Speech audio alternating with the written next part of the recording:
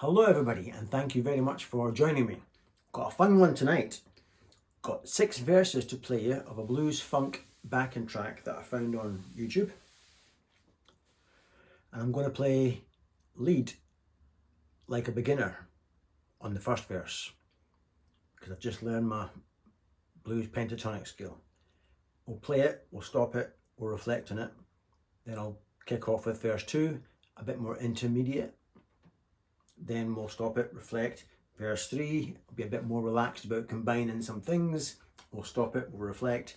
And then verses 4, 5 and 6, I'll just let run and play as myself, which is hopefully more advanced than what I've shown you up to this point.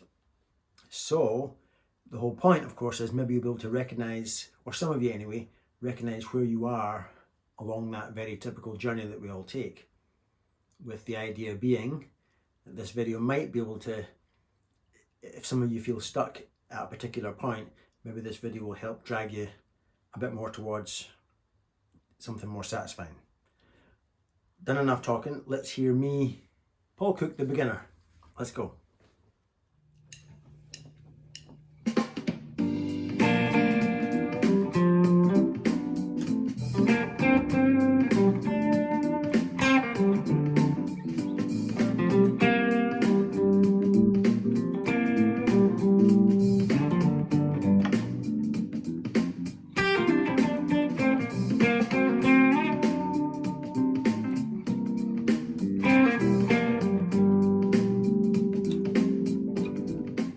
So what did you think? Was I good?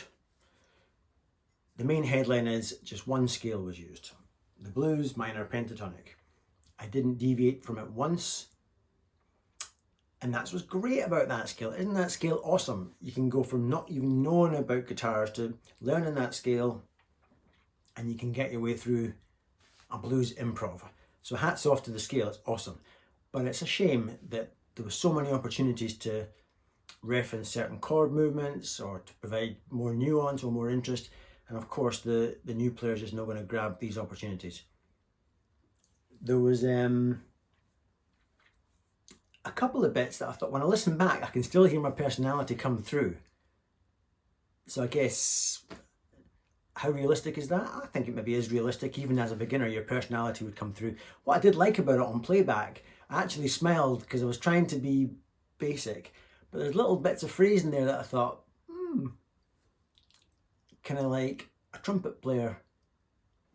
They phrase different to us guitar players, and I'm trying to copy more and more trumpet players, and I didn't know it, but clearly, subconsciously, even in that first verse, I can hear a little bit of interesting phrasing. Anyway, let's go on to verse 2, see what you think.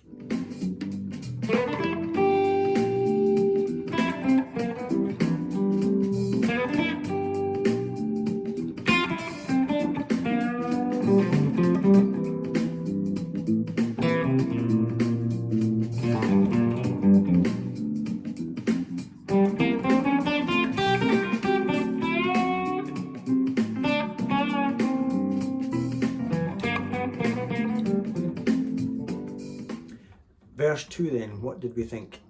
It was a bit more interesting.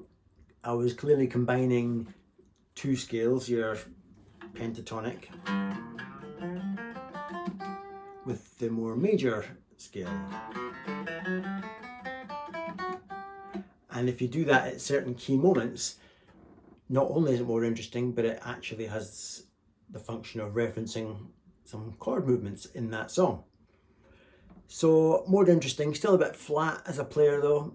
It wasn't executed particularly well, but one note deserves particular mention, or a few notes. I guess when you're playing the blues, you tend not to reference that major third much. You tend to go, whereas I went straight in with, so that note and that note referencing major scale.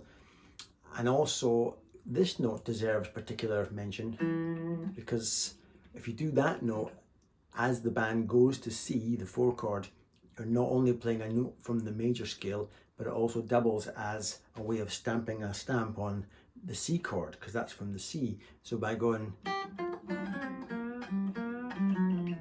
suddenly I've suggested to you that were going up to C. So I was doing a bit of that and it became a bit more interesting. Let's crack on now with the third verse, where I seem more relaxed at combining those two things.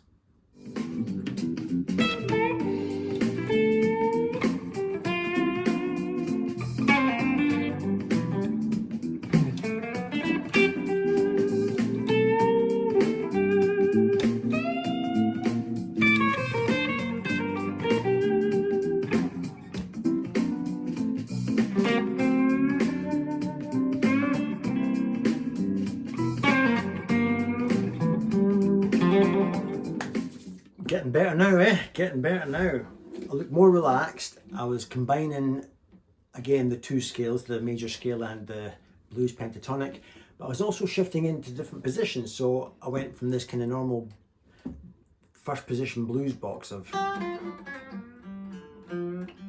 with some major notes in it. But then I was also moving up to this, what is often called the B.B. King box position. That sort of stuff. And from there, combining your major notes can suddenly be so easy, referencing either the 4 chord or the blues. Here's a blue note.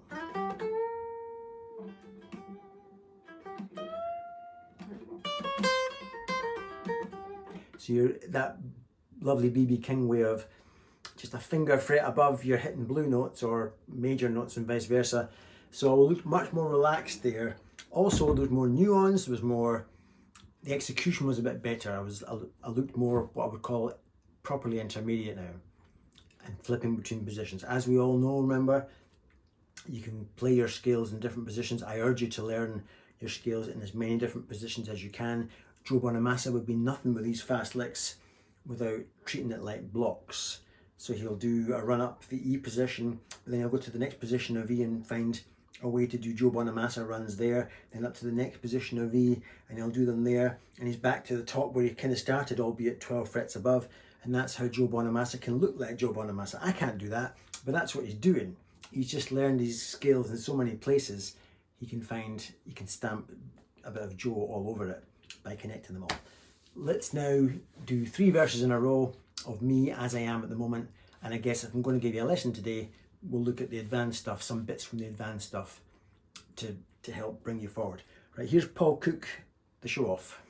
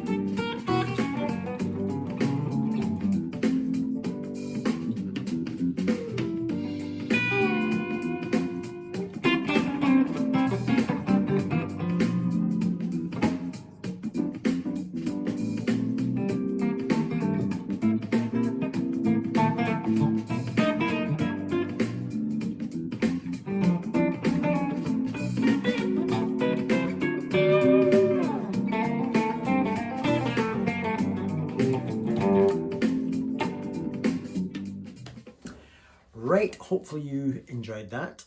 I certainly did. To me, that's what blues funk is. You can be kind of funny and almost humorous with it. And I was not taking the playing too seriously. There's little bits of Rory thrown in. If I picked up my Telecaster, maybe bits of Roy Buchanan would have come in. I was just having fun and trying to balance throwing everything but the kitchen sink at it in terms of techniques and things I can do, but also trying to be restrained.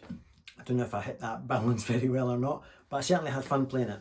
We're going to break that down in a minute, just in case there's a few things within that that you can steal. In the meantime, by the way, we've been joined by Phoebe, who is just checking out the Marshall. Yes! I know she's more of a Cornell girl. Don't knock over the Gretsch. So, what else have I been doing before I do the breakdown? I've been up on one of my jollies up to Aberfeldy. I'll put some nice pictures in now.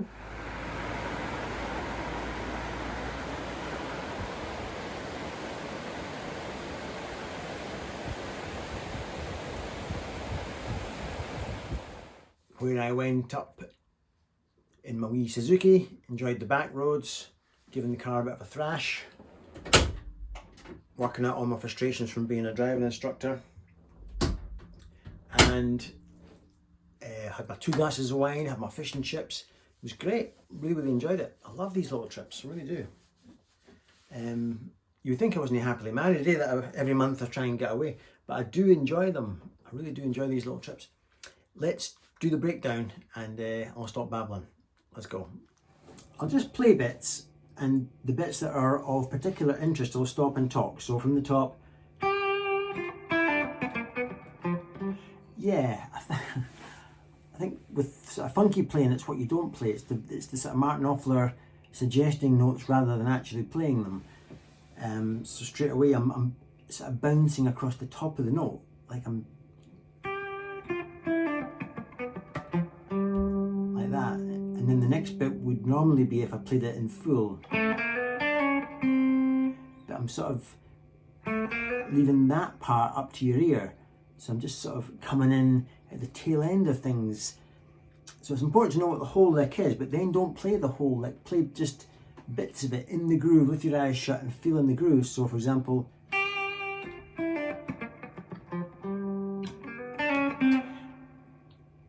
instead of going,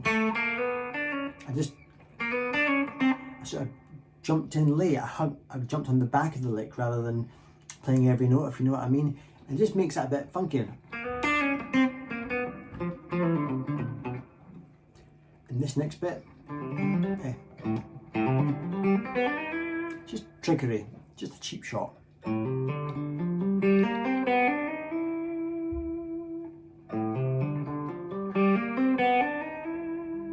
Couldn't be simpler, open strings.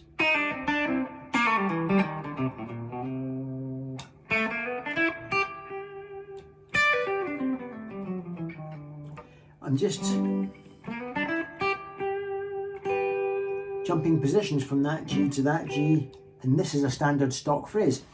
Guitar players have lots of standard stock phrases that they always go back to, and they'll either play them in a specific way or just in a more generalized way depending on how they want it to suit the individual song. So this playing out of that position of the song is very comfortable for me. I just do it all the time. I'm very comfortable up there, and so that's all I'm doing, jumping from that position to that position. And that little chronology, it just, to me, it sounds humorous, it sounds cheeky. Especially if I just skim across the top of the notes, I'm more likely to be faster or in time, things like that. That's me suggesting that we've gone up to the 5 chord. I could even play that if you want, because that's the chord we're on. A double note bend. That's just taking that to that and back again, because that's now the chord. We're going from the 5 to the 4.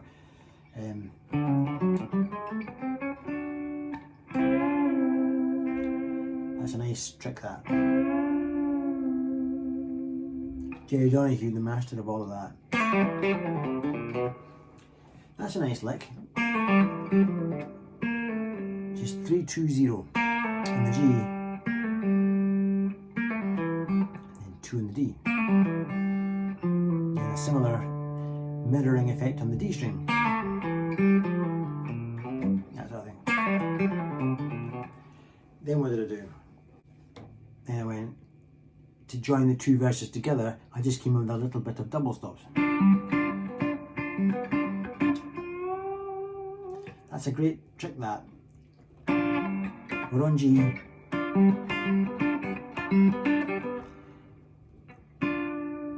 That's just from the blues scale of G. And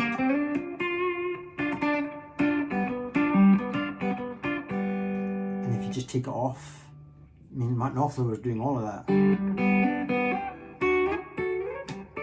Telegraph Road and stuff like that. It's amazing how you can move it around. There's the 1 chord.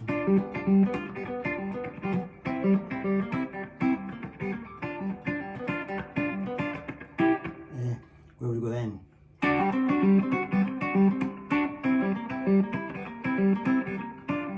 Play lots of that. Great fun to be had with that.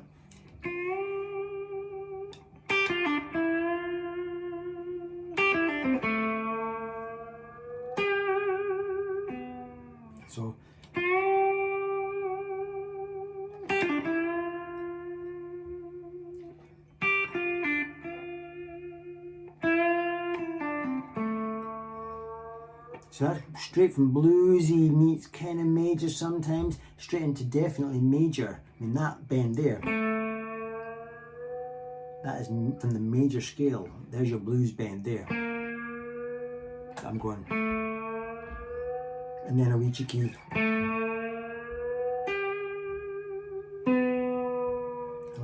right hand pluck up to the 4 chord.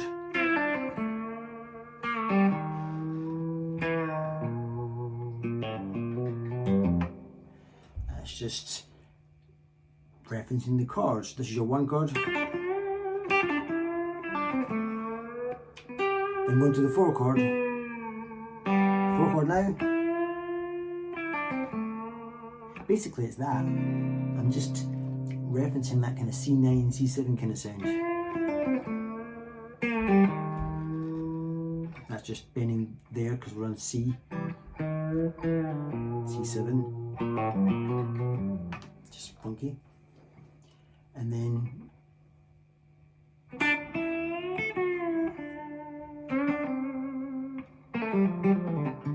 whatever I did there, I can't remember what I did now. Then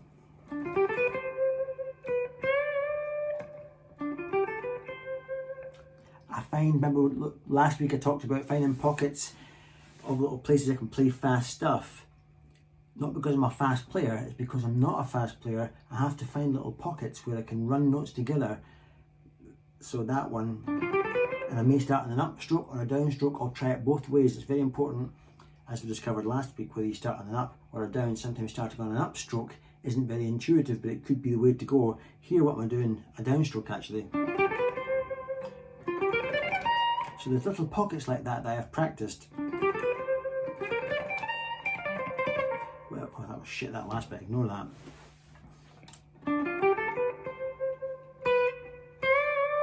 Kind of sweet sounding. Still on the G. Just harmonizing a line, a nice line that's easy to play. That references that. Now I'm going to go to C9.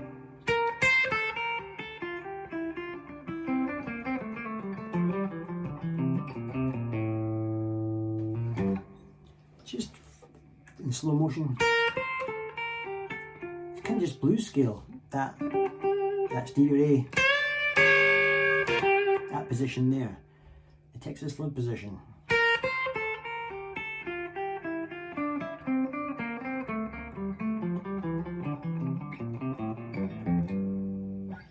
So from the, and you can do little Roryisms like.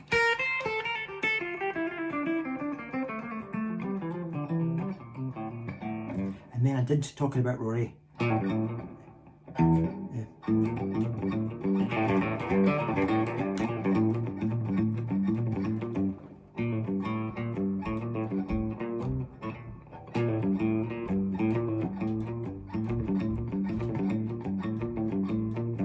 just that. And then that's just 3.5 pulled off and a fretted D string.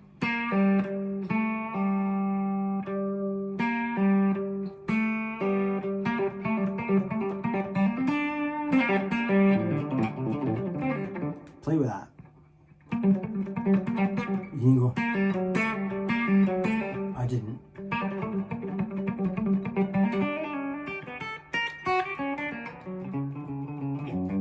Just lots of good fun to be had with that. Then what did I do?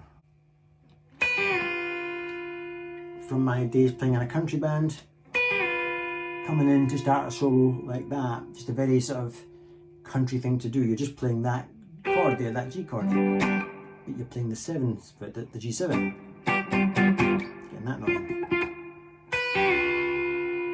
Some pre-bending. Remember, all your country bends, unlike blues bends, have to be very exact, like.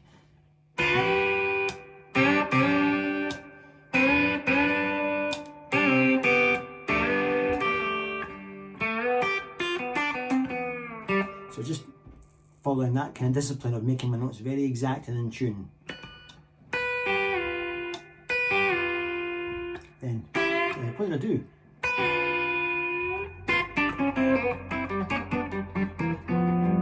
That kind of thing.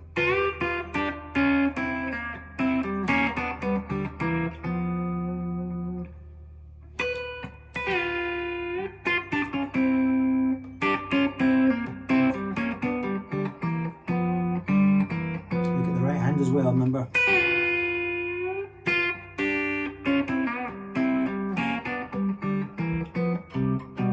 Or whatever. And then what did I do? Oh, they did some funky.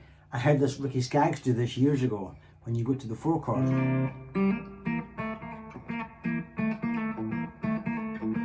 Now, loads of guitar players teach this little trick where there's your 4 chord.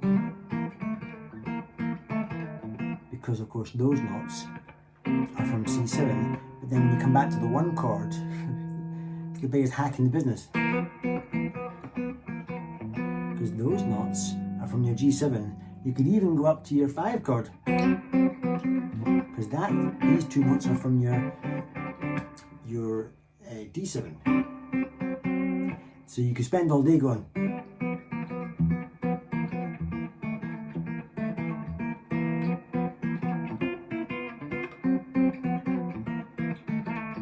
Get boring, but you just find ways to think, like I do it there, that echoes that, that is echoed by that, and that would be echoed by that, and you can just play with, I did it up there. Up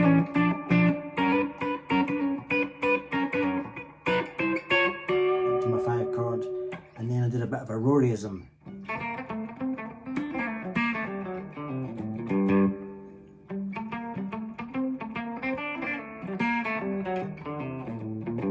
Slow-mo. No, that's, I can't play in slow-mo. Try again.